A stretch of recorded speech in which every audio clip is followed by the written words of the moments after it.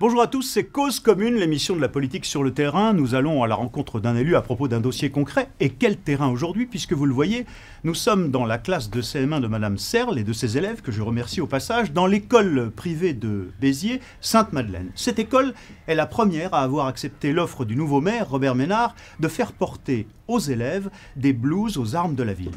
Pourquoi cette idée? Robert Ménard, le maire de Béziers, est l'invité de Cause Commune.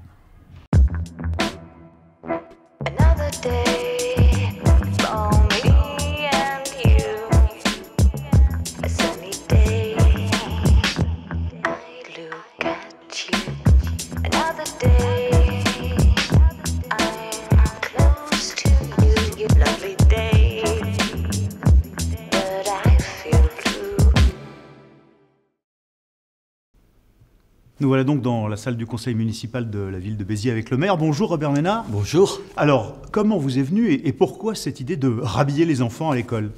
Mais parce que je suis père et que je remarque à quel point dans les classes, dans les cours de récréation, il y a une espèce de folie, de concurrence aux vêtements. C'est-à-dire qui aura la dernière marque, qui aura le vêtement le plus chic. Et dans ma conception de l'école républicaine, il y a une égalité. Or là, il n'y a plus d'égalité. Il y a juste des enfants qui se concurrencent. Avec une blouse, outre les problèmes d'hygiène, il n'y a plus d'égalité. Il y a une égalité, c'est une espèce d'uniforme de l'écolier. En quoi l'uniforme rend-il égal? C'est plutôt un nivellement, l'uniforme, qu'autre chose, non? Non, parce qu'aujourd'hui, il y a un uniforme, pardon de vous le dire, celui de la mode. Aujourd'hui, chaque rentrée scolaire, il y a un uniforme qui coûte cher, qui met les enfants en concurrence et les parents en concurrence. Quand vous avez ça sur vous, vous l'avez comme dans tous les pays du monde, que des enfants en face de vous, en face du maître et de la maîtresse, qui sont à égalité. Vous ne savez pas, en les regardant, s'ils viennent d'un milieu riche ou pas riche. Et je trouvais que ça, c'était une belle idée républicaine. Alors, cette idée de réintroduire la blouse à l'école fait débat dans la ville. On va le voir tout de suite avec ce reportage de Francis Bianconi, Alexandre Monchet et David Van Leven.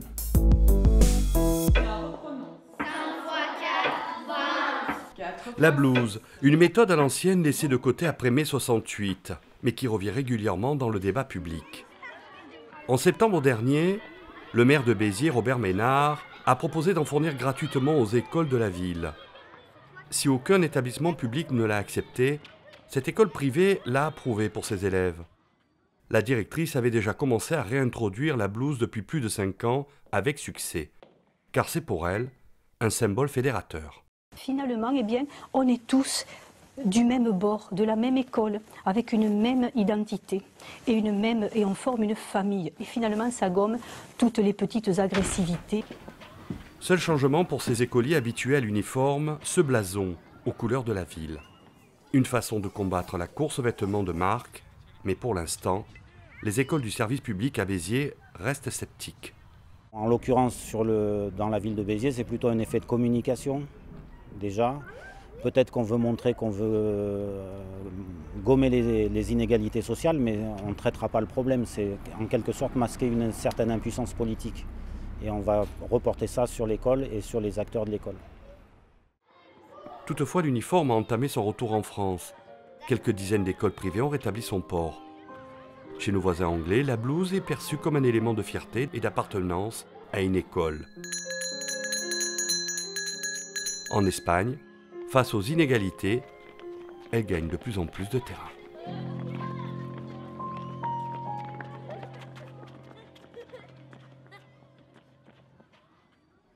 Retour avec Robert Ménard. Alors, il y a quand même un comble, c'est que la seule école qui applique cette proposition, c'est une école privée, confessionnelle, catholique. Il n'y a pas une école publique qui l'applique réellement, votre proposition. Mais si on demandait directement aux parents d'élèves, il y aurait évidemment une majorité, on le sait, à Béziers pour ça. Et oui, c'est toujours pareil. Les conseils d'école, les parents d'élèves siègent. Non, pardon de vous le dire, les conseils d'école, à de rares exceptions près, ne se sont pas encore prononcés.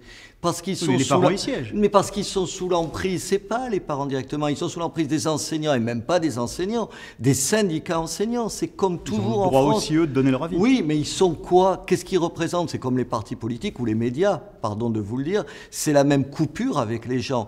Quant aux fédérations de parents d'élèves, c'est c'est le même tonneau. Moi, si j'allais au bout de ma logique, vous savez ce que je ferais? Je suis tenté de le faire. Je ferais un référendum avec les parents sur ce terrain-là, et vous verriez ce que ça donne. Parce qu'évidemment, il n'y a que ici qu'on peut penser une seconde que c'est quelque chose qui va régler l'ensemble des questions de pauvreté ou de difficulté. Je sais bien que non, mais ça participe, en termes de symbole, à changer les choses. Bon, enfin, pour l'instant, en tout cas, il n'y a pas des grandes manifs pour essayer d'imposer votre idée. C'est pas tout à fait le sujet. On verra, puisqu'en effet, les conseillers d'école vont se prononcer les uns après les autres. Juste une question. Pourquoi vous n'avez pas voulu, à ce moment-là, aller au bout de votre logique et la rendre obligatoire?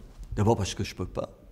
Je vous rappelle que c'est la loi, que ça dépend de l'éducation nationale, et de la même façon que je suis critique sur les programmes scolaires de nos enfants et de nos petits-enfants, mais je ne peux pas changer les choses. C'est toute l'école qu'il faut changer. Or, ça ne réglera pas le problème de l'école, je suis bien d'accord avec vous, mais c'est montrer du doigt un certain nombre de choses où on peut changer. Vous avez vu l'objection de ce syndicaliste enseignant, c'est de la com. Vous faites beaucoup de com, les linges aux fenêtres que vous interdisez, la publicité pour le revolver ou le pistolet automatique de vos policiers municipaux. De la com, dit-il. Qu'est-ce que vous répondez à ça?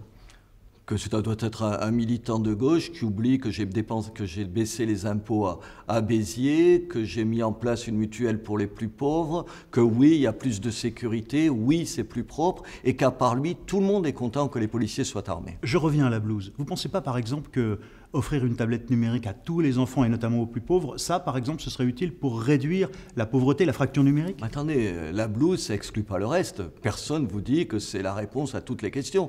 C'est une partie de la réponse. Et c'est une réponse symbolique. Et encore une fois, si on demandait aux parents ce qu'ils en pensent, ce serait légèrement différent, croyez-moi, que les corps intermédiaires que sont à la fois les syndicats et les associations de parents d'élèves. Vous n'êtes pas dans la nostalgie du revanchard, tout ce qui était bon avant 68? Bien sûr que non.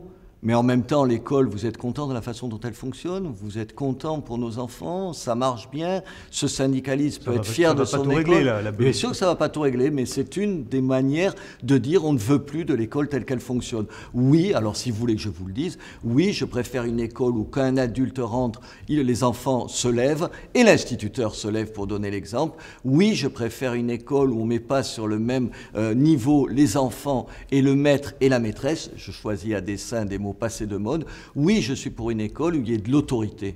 Oui, je suis pour une école réellement laïque et égalitaire, et ça passe par la blouse. Merci Robert Ménard. On se retrouve pour un nouveau numéro de Cause Commune bientôt.